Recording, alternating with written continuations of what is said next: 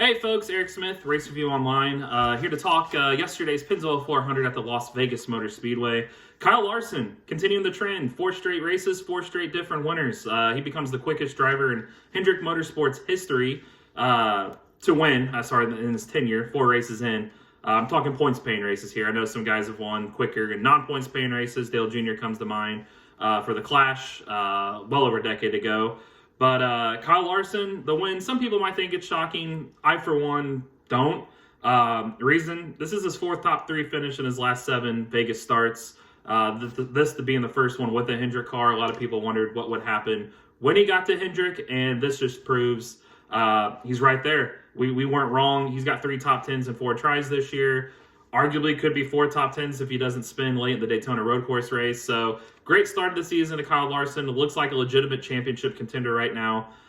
He had 9 runner-up finishes in his career on 1.5 tracks prior to yesterday's win. So good start for Kyle Larson. How he did the win, though, how he got to victory lane. Some wondered what kind of pit call is Cliff Daniels doing. They pit under the caution when Eric Almirola crashed there in turn 1 as the final caution of the race. We were wondering, it's like, well, you're not really in the window yet. What are you doing? And it ended up, what happened was, and I wrote about this yesterday in my recap piece, that Larson didn't have a good short run car. And short burst, it just wasn't good. He was getting eaten alive. Then the race would go long and a longer green flag run. Then he'd rise to the top. Well, by pitting, getting 4 fresh tires on a track that typically tire wear isn't huge on, it still paid off. He came from, I believe, 17th. The top 16 stayed out. And by lap 225, he was up there towards the lead. Lap 206, he took the lead. He pit on lap 225, took back over the lead on lap 238, and led the final 30 laps en route to the win.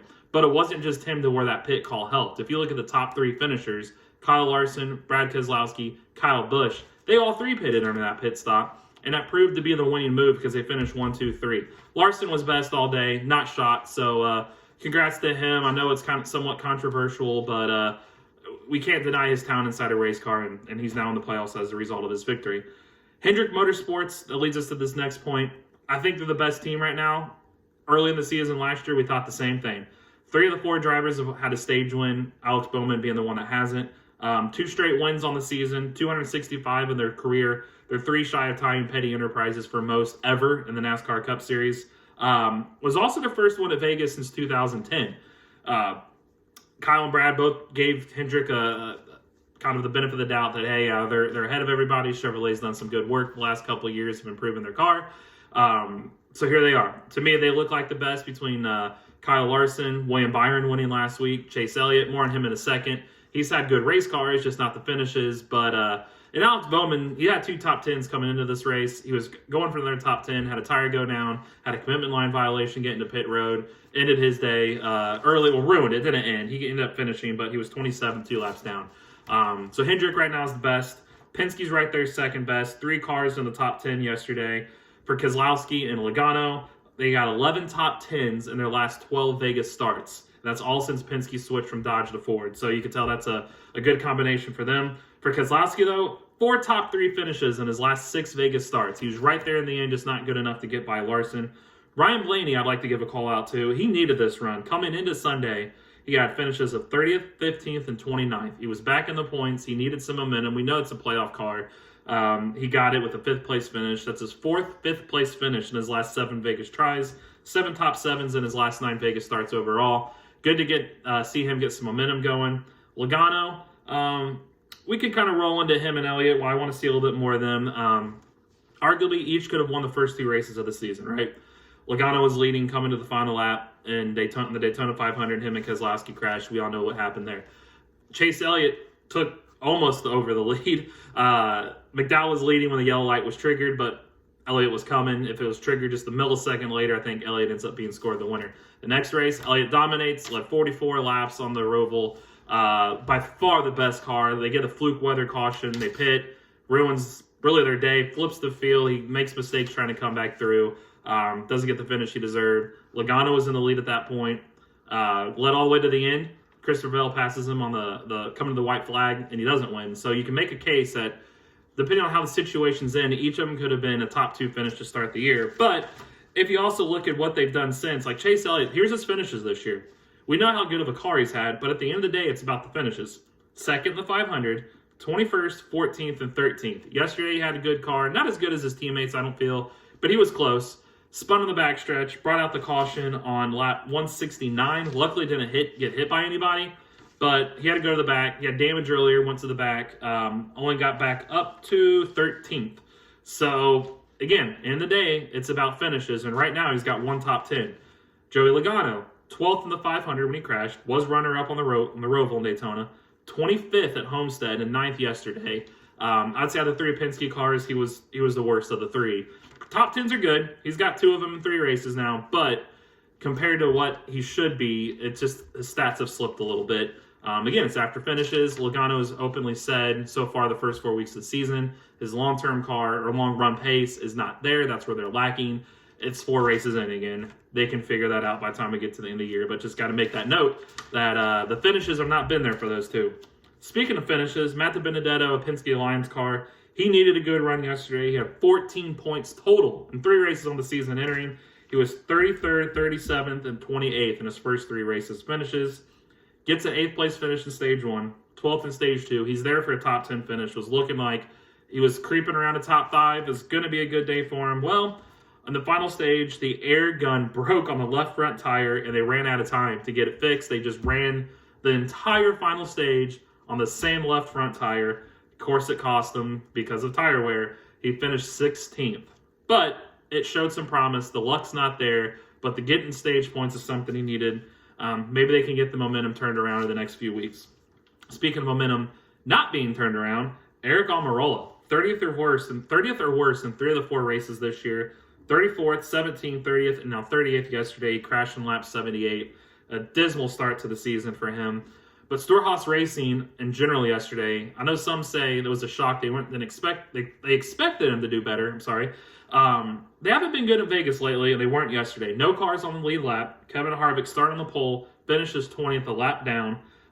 Stage 1, 16th, 18th, 25th, and 26th for the 4 drivers. Stage 2, 16th, 23rd, 25th, 27th. In the end, you get 20th, 21st, 25th, and 38th. Not a great day for Stewart-Haas.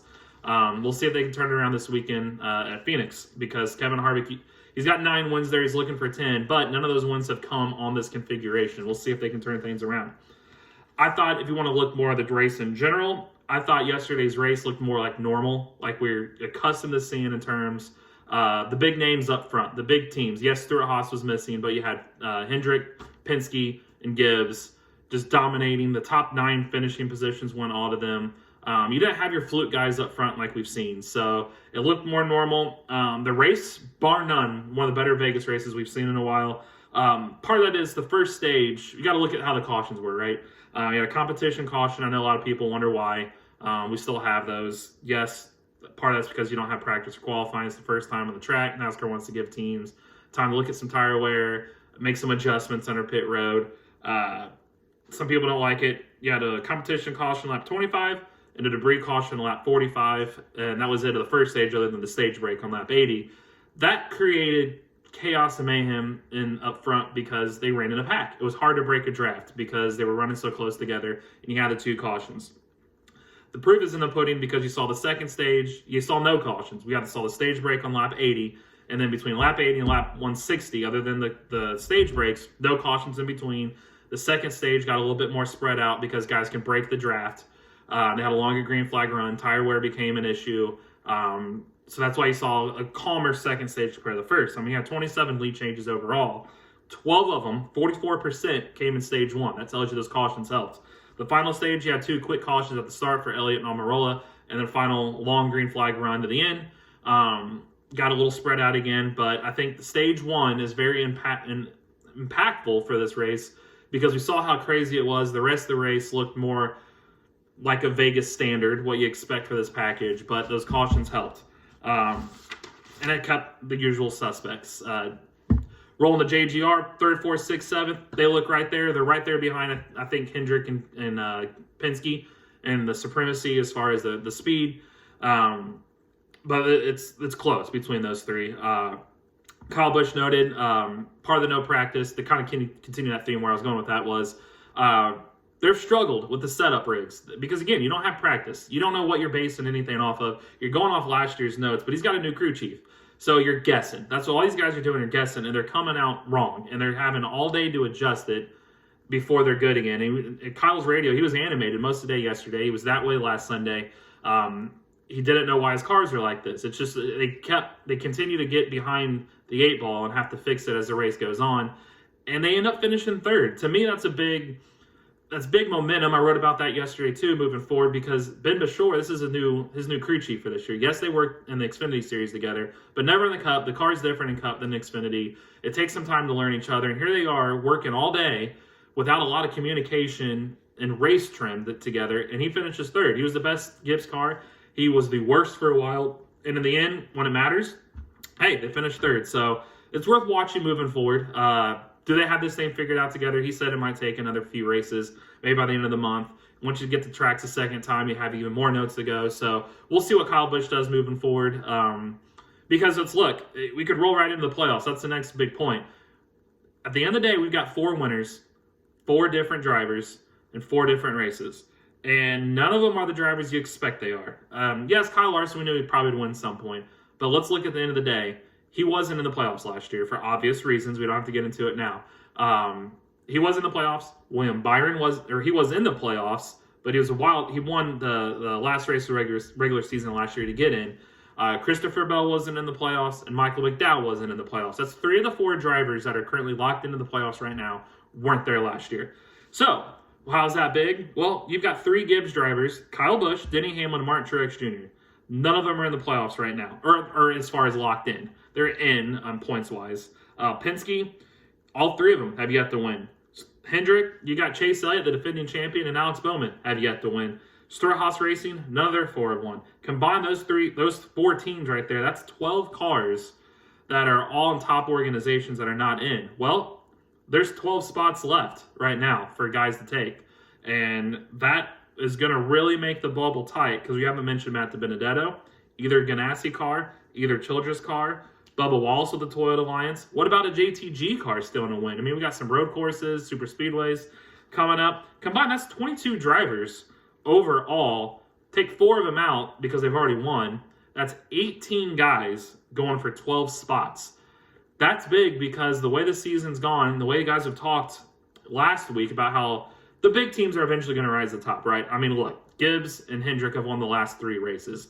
You're going to see eventually these big teams going to start dominating up front like they did yesterday.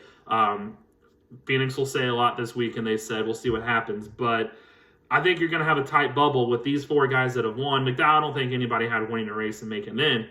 But one could say Larson, Bell, and Byron probably were going to be fringe playoff guys. They're going to be right there. They're going to need a win maybe later in the season to get in, but not already in already. Some could have made it in on points, but here they are already in. So that's going to be interesting to watch. Also, you got parity. 1.5-mile tracks, which I know are going away. We got not going away in full, but we've lost a lot of 1.5-mile races compared to what we've had, because we got more short tracks and road courses. But over the last 19 races on 1.5-mile tracks, we had 13 different winners. It's 11 straight, in fact. You go all the way back to Charlotte, the race past the 600 last year, that added race they had during COVID. Chase Elliott won. Atlanta, Kevin Harvick. Homestead, Denny Hamlin. Again, this is all last year, 2020. Kentucky, Cole Custer. Texas, Austin Dillon. Kansas, Brad Keselowski. Vegas in the playoff race, Kurt Busch. Kansas playoff race, Joey Logano. Texas playoff race, Kyle Busch.